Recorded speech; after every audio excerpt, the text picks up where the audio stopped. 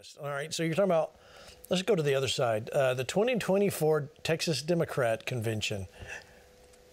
Watch this. Heart especially aches for our trans children. While the drag ban bill may have been blocked, the trans youth healthcare ban has gone into effect here in Texas, preventing access to hormone blockers that are medically necessary for more than just trans youth. Gender-affirming care is life-saving. Access to healthcare is a basic human right.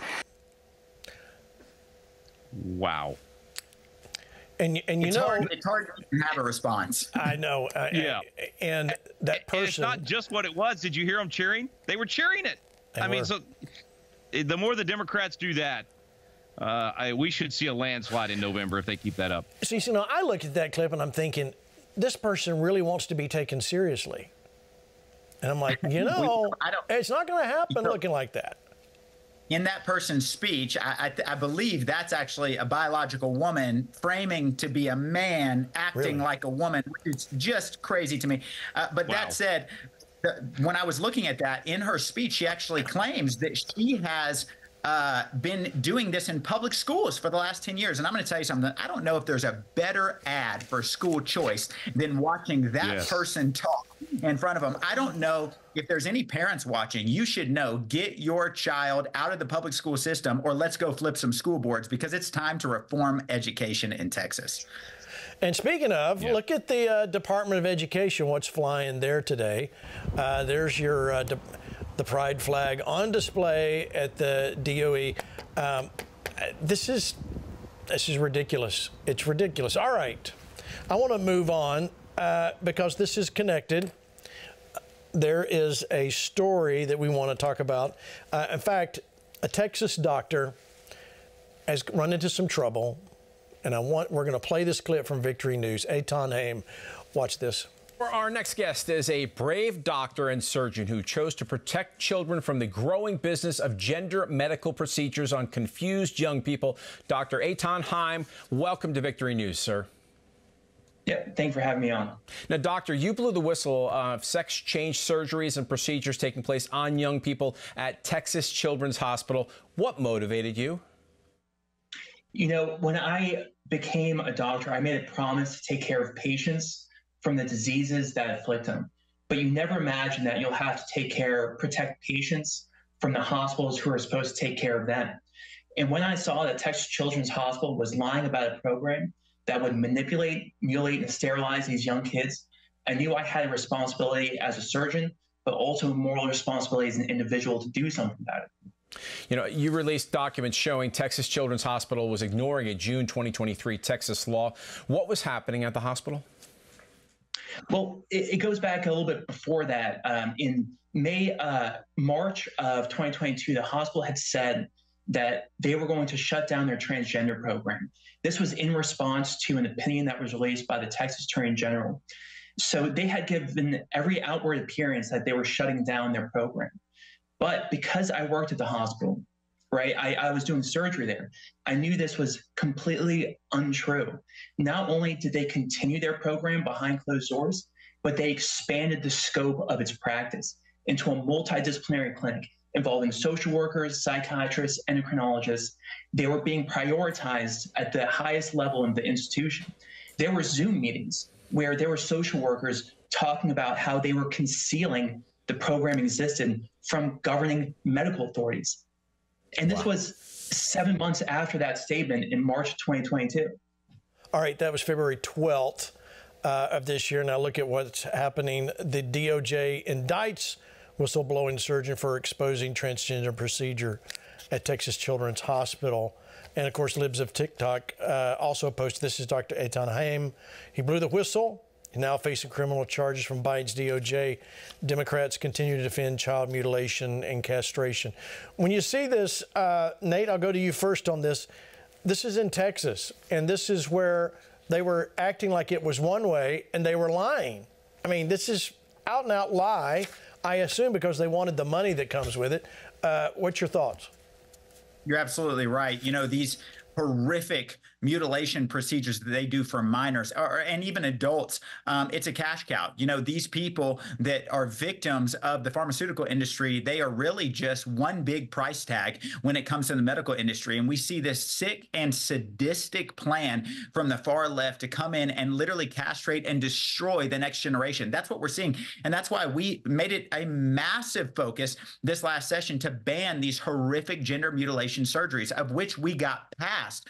And this is something that we saw Democrats stand up and oppose over and over and over. And the sad thing is, even when the laws go in our direction, we see the weaponization of government at an all-time high. We see that with our president. We saw that against our Attorney General Ken Paxton here in Texas. We're seeing it against us right here in the GOP caucus. When Democrats can't win and liberal Republicans, they begin to weaponize government against us. It is our job to stand strong and restore justice back into our nation. And I'm going to tell you something. This is something we've already outlawed. We must hold them accountable. We must hold them accountable. Rick, your thoughts?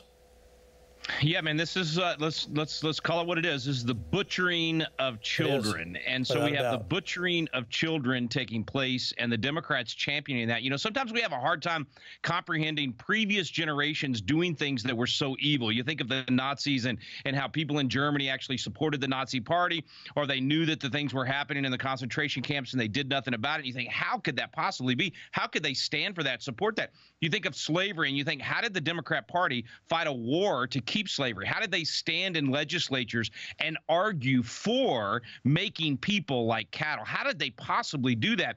And now you watch this, the Democrat Party actually supporting the butchering of children, the refutation of science itself, totally refusing that biology of a man and a woman even exists, the lies that they are supporting. So how could they possibly do that? Well, it's simple. It's biblical. It's calling good evil. It's calling evil good. It's a complete deception. And the fact that we would go after the whistleblower, go after the person that's saying, stop carving up these children, we're going to make that person now the one that we're going to put on trial, that's going to be the defendant in these cases from the DOJ. It's the same as going after the person that took Ashley Biden's diary and said, hey, we've got stuff in here that looks like she may have actually been molested by someone, potentially the guy in the White House. I mean, it's the same thing. We're going to go after the people, criminalize the telling of truth, and criminalize the exposure of actual criminal behavior. That's what the Democrats are supporting in this case, and that's what the DOJ is doing in this case, and people should be absolutely outraged. All right, we're going to continue to follow this story and see where it ends up, so just stay tuned for that. All right, let me bring in Eric Stakelbeck from Stakelbeck Tonight. I like to say it that way, Stakelbeck Tonight. Eric, glad you're back with us. Welcome to the show again. Good to be with you, Gene, as always. All right, so Eric, I'm glad you're here just a few minutes early because I want to show you guys something that came out on Twitter and has run its race. Let me show you this. This is Charlie Kirk post about Nancy Pelosi. Now, this video, let's play that snappy video. This is in the car. She's talking to her daughter about what was going on J6. Play it. We have responsibility, Terry. We did not have any accountability for what was going on there, and we should have. This is ridiculous. You're going to ask me in the middle of the thing when they've already breached the inaugural stuff that should we call the Capitol Police? I mean, the National Guard? Why weren't the National Guard there to begin with? They thought that they had sufficient resources. That is not a question of how they had been. They don't know. They clearly didn't know, and I take responsibility for not having them just prepare for. All right, so you heard it right there, Eric. She goes, I take responsibility. She sure sounds like she didn't even know what was going on. What do you think? Yeah, she sounds absolutely befuddled, Gene. And look, you know, I mean, there's so many questions still about that day and what went down and what was permitted. So to hear her say this, it's going to be stunning to some people, but really no surprise. Have been following all developments in the past 3 years, plus surrounding what really went down on January 6th. So again, a stunning admission. She's captured on video, but I don't expect this to get very far, obviously, Gene, in the mainstream media realm. sadly. But all we can do is continue to do what you do every week here on Flashpoint. Keep plugging away. And great expose there by Charlie Kirk. Yeah, it is. In fact, let me go to you, Representative Schatzline. What do you think of that Nancy Pelosi video? Well, I think that we're seeing exactly what we see from the left all the time, is there's a front in the media, and they try to reframe the narrative to make us the enemies, to make sure that they can call us Christian nationalists as many times as they want. And the reality is that they are truly responsible for the chaos that's happening inside of our nation. And here we look back, what was January 6th? January 6th was an opportunity for them to look at us and try and blame us or reframe us for this next election cycle. Everything is a political play to the left. And what we can't let them do is win the battle of the narrative. Right now, we have the record high inflation. Right now, we have Biden literally destroying, whether it be our Department of Education, the FBI has been weaponized against the people of America. The FBI is literally being weaponized against our current and future, our future president, President Donald J. Trump. And we cannot let the left win with the narrative battle. We have to continue to expose these things. And that's why it's so important that we hold elected officials accountable to tell the truth, no matter the cost. And hear me, all of our citizens, our residents, start shouting the truth. Tell your neighbor, tell the people at the grocery store, talk to your church. And it's time for pastors to get loud. We must tell the truth, or we're going to let the media do the narrative for us. Oh, it's so well said. All right, Rick, what's going to happen next with this? Well, is it like Eric says, is it just going to kind of go away? What should happen? How can it happen? And what are we going to see?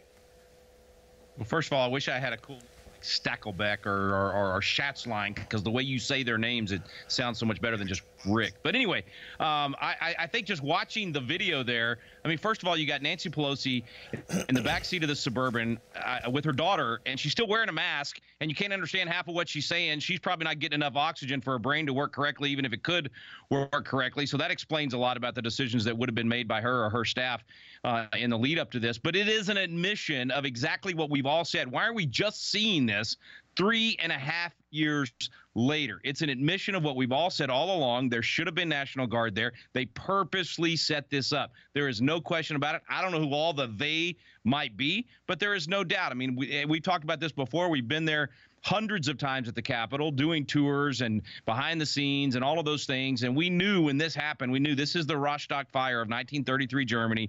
They want this to happen so that they can label us, just as Nate was just saying. They wanted to label us with all kinds of nasty sounding names and make it sound like we were what they actually are. They were burning cities for an entire summer across the United States. And they wanted to create an image to try to get the middle of the road Christian to recede from the battle rather than step in and vote and speak up and say these things like the carving up of children is wrong and evil. This was all about silencing the church, silencing the Christian, getting us out of the public square so that the left could move in and take over. That's Rick Green from Rick Green Tonight. No, it doesn't work. Thank you. I feel better now. Thank you. That sounded much more cool, Gene. Talk to me about the conference, Nate, that you got coming up. What's going on? You got it. Hey, we're so excited. You know, the left, once again, like we were saying, loves to take our narrative and try to twist it. And a lot of people would call this Pride Month. No. We're renaming this Life Month, because this marks I believe, the anniversary of the historic overturning of Roe v. Wade. And so in response, we are launching our very first Reformation conference, June 22nd and 23rd. It is going to be powerful. We have Lou Engle, Landon Schott, Heather Schott, Dr. Michael Brown, Sean Foyt, Jaco Boyens. That's at Mercy Culture Church in Fort Worth, Texas. It's going to be a powerful time where we come together and talk about the church reforming the public square. It's going to be powerful. And then we're ending it on Sunday doing Citizens for Life marches in Dallas, Waco, and in Fort Worth. It's going to be powerful. We're bringing reformation from the church, because hear me, the city can either reform culture and the church can stand up, or culture is going to come in and try to reform the church. Oh, that's so good. All right, Nate, I know you got to go. Thanks for being with us, because we know we can all pray for a revival, but without reformation, revival has no point. So thank you, Nate. I know you got to go. Let's talk about what's going on in Israel. Of course, we just saw hostages release, and let me show you this of the IDF talking about the hostages being released. The rescue. Sorry, not released, the rescue. You got that tweet? Noah Argamani I'm sure I'm butchering these names. Almog Meir, Andrei Kozlov, and Shlomi Ziv were rescued in a special operation by IDF, ISA, and Israel police from 2 separate locations in the heart of Nuseirat after being kidnapped by Hamas from the Nova Music Festival. They're in good medical condition, have been transferred to the medical center. I'm not even going to try and say that name. We'll continue to make every effort to bring the hostages home. Journalist, next tweet from IDF, talks about journalist was a Hamas terrorist holding Ahmad, Audrey, and Shlomi hostage in his family's home. No press vest can make us innocent of the crimes he committed. All right. So let me go to you, Eric. I mean, this is a fact that was kind of skipped by the mainstream media. Of course, we celebrate hostages being rescued. It was a great thing that's happened. But what does that mean? What does that mean when we find out they weren't even being held by Hamas soldiers? They were being held in people's homes. And this one guy was a journalist. What does that say to you? Yeah, Gene. It says so much for those innocent Gazan civilians that we hear so much about, the mainstream media weeping and gnashing its teeth over this operation. It was stunning to me, Gene, the headlines. Look, 4 Israeli hostages were rescued in one of the most daring rescue operations in modern times, bar none. Gene, in broad daylight, in the middle of a residential area, with hundreds of Hamas terrorists and civilians aiding and abetting them, the IDF swooped in and saved these 4 hostages. One IDF Special Forces operator killed, sadly, but whisking them out in a helicopter, again, broad daylight, amazing. But the headline has been in the mainstream media time and time again about this operation, citing and quoting the numbers of dead Palestinians in this operation, not the rescued hostages. That is taking a back seat to, well, look, there were Palestinian civilians killed. Who? The Palestinian civilians who, as you said, Gene, were guarding and holding these Israelis captive? This is an epidemic in Gaza, Gene, where it is an absolutely brainwashed society. And 8 months now after the October 7th massacre, poll after poll shows that some 80–90% of the people of Gaza still support Hamas and are happy about October 7th. So once the dust settles here, there needs to be a complete, I think of World War II, Gene, the denazification of Nazi Germany. There needs to be a complete reversal in the way of thinking of the people of Gaza. It's going to take some time because, again, we saw this very clearly. Al Jazeera journalists we've seen aiding Hamas, and that's the real story here, I think, in Gaza, exposed for all to see that civilians there are aiding and actively abetting Hamas terrorism and even holding the Israeli hostages. Yeah. All right. Let me, Rick, I want to show you, of course, we've been seeing the last few seconds there was the video of all of them being reunited and celebrating. But, Rick, when you see this, what does that do politically? What does that do politically for Bibi Netanyahu and where he's at there in the world stage? Well, if I could, Gene, even to bring it home here to the U.S., I mean, this is very, very similar to the closing days of the Jimmy Carter administration whenever they were having the same failures to bring home American hostages. This administration here in America hardly ever even talks about the American hostages that are still over there that Hamas has. And there's over 100 total hostages left. There's many that have already been confirmed are dead, and the body's not yet returned. So, you know, what does it do for these administrations? Well, for Netanyahu, who's taking action and actually going in and rescuing people, I think it does a lot of good. For Joe Biden and for the American administration that's done very little and actually behind the scenes been undermining Israel and making it more and more difficult for us to get our hostages back. It hurts their administration, I hope. We've certainly seen the response of some of the Jewish billionaires in the country that have started saying no to these universities that are supporting Hamas protesters. I hope that they will do the same thing when it comes to who they support in the presidential election. So I know you were asking about Israeli response and what it does to their administration there, but, man, I can't help but think about what it does here. I think everything Eric said is so true. Last thing I'll say, you know, it's like he said, what we had to do in Germany, same thing in Japan. I mean, when we sent Deming and all the rest over into Japan to change the education system and change the thinking about free enterprise and constitutional governance and all those things, that has got to happen in Gaza. We can no longer allow them to have an education system that is teaching little kids. We've all seen the cartoons and all the things that encourage little kids to cheer on and even participate in the killing of Jews. Why would we ever send money to an organization that is doing that? Donald Trump stopped the money from flowing to that kind of thing. Joe Biden sent more of it. No, that's so true. Let me go back and show you, because I want to go back to this the Gaza-based reporter, photojournalist. We got a picture of him, Abdallah al-Jamal. Often reports from ongoing March of Return protests from the fence separating Gaza from Israel. And there you see in the Palestine Chronicles. Contributor from Gaza was one of the 210 Palestinians killed in the Nusayrat massacre on Saturday. Eric, this is the way things continually are portrayed, and you don't. And of course, there's a picture of all four of the ones released that were rescued. When we see this, Eric, what should we take from this? I'll give you the same question. What should this do for Bibi Netanyahu? Number one, Gene, let me just mention, it shows us most clearly we are locked in a spiritual battle. That's Israel right now is battling a demonic death cult. Times the prophet Isaiah described very accurately, where good is called evil and evil is called good. Tell me that doesn't summarize the media coverage, the mainstream media coverage of everything happening right now in Gaza. But for Bibi, here's the deal. Number one, Benny Gantz, Gene, who was a member of Netanyahu's war cabinet, he pulled out of that unity government on Sunday. On one hand, look, you would think this would bolster the Netanyahu government. Now Gantz has pulled out, and the Biden administration, I believe, Gene, was pushing that. Gantz is one of their guys, as is a guy named Yair Lapid, who's in the opposition. But Gantz is now pulled out. What the Biden administration wants to see here is the collapse of the Netanyahu coalition. And Anthony Blinken, the Secretary of State, is there once again today in Israel. He met with Bibi. They're hammering Israel incessantly to agree prematurely to a ceasefire that will leave Hamas alive to fight another day. Well, guess what? That's a non-starter for Bibi. He's not going to agree to that. This infuriates the Biden administration. So they're able to pluck Gantz out. Now he's left the coalition. And now what the Biden administration will do is say this is an extreme right-wing coalition.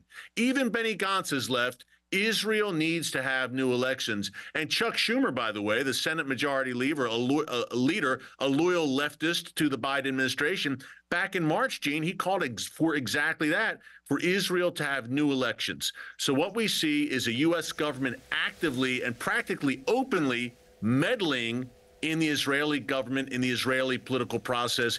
It's beyond the pale, but this is par for the course for the Biden administration. Will there be new elections this year? There's a good possibility in Israel. Let me show you a video that kind of sums up what we've talked about tonight. This is a tale of two protests. Maybe you saw this, where there was a defaced LGBT flag. Teen charged with felonies because he rode his scooter over it, leaving skid marks. How dare he? Hate crime, felony. Meanwhile, no arrest, protected speech, when we deface statues and make a mockery of what we hold so dear here in America. Tell me, Eric, where is the sense in all of this? We live in times where common sense is not so common, and where certain leftists have lost their moral compass, or whatever they had resembling a moral compass, completely. This is insanity, Gene. They're kids being kids. They scuffed up a mural on the ground.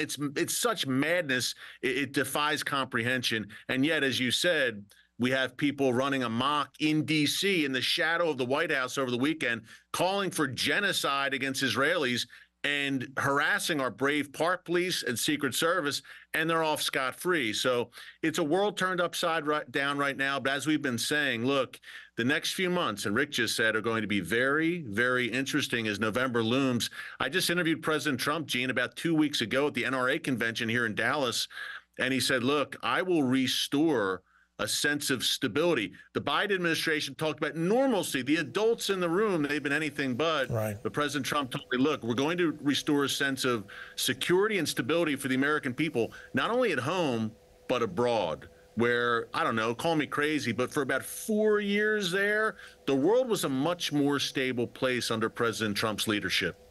All right. So, Eric, let me ask you this. You know, you're there, you're in the news, you're watching what's going on. I kind of ask everybody this poll. This is the Rick Green poll is what I'm calling it. He didn't come up with it, but it's because of him I'm doing this poll. And I'm wondering, oh, no.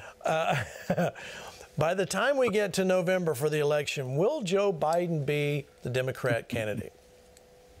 Ooh, you know, I would say there is a very good chance that he won't be. I don't have any insider information on that. But look, Gene, as the polls continue to go against him and go against him some more as the summer stretches on, the Democrats have to be in panic mode, right? I think they already are. Did you see him at Normandy last week? And the stumbling and mumbling and bumbling there at the D-Day commemoration. So I think as the summer stretches on, that Biden-Harris ticket looks less and less appealing, obviously, to the Democrats. It is possible he doesn't make it to the finish line. I think everyone, hey, we're saying it out loud. I think this is being quietly discussed in Democrat circles in D.C. right now. So I think everything's on the table. If he made it, I wouldn't be shocked. But if he didn't make it to November as the candidate, I wouldn't be shocked either. All right, so who's your guess as the next best alternative for the Democrat Party? Well, Gavin Newsom obviously has been out there, and he debated Ron DeSantis. He's been very public over the months. Could he win coming from leftist, insane California? I'm not so sure if he could win a national election. Michelle Obama, obviously the name that's been thrown out there a bunch. She says she doesn't want it. So I think that's the big question. Is there a curveball the Dems would try to throw? I think the big question is, who will it be? Newsom seems to be the most likely candidate. You have to think he'd jump at the chance. He'd love it to have that national profile, although I don't think he can win. Michelle Obama, look, you know, she retains popularity among a segment of the American people. Many have talked about her. Is there a third choice, a wild card? Unclear. But Newsom and Michelle Obama seem to be the names that have been thrown out there if the Biden-Harris ticket is out the window. Okay. All right, Rick, what do you think? I haven't checked in with you recently.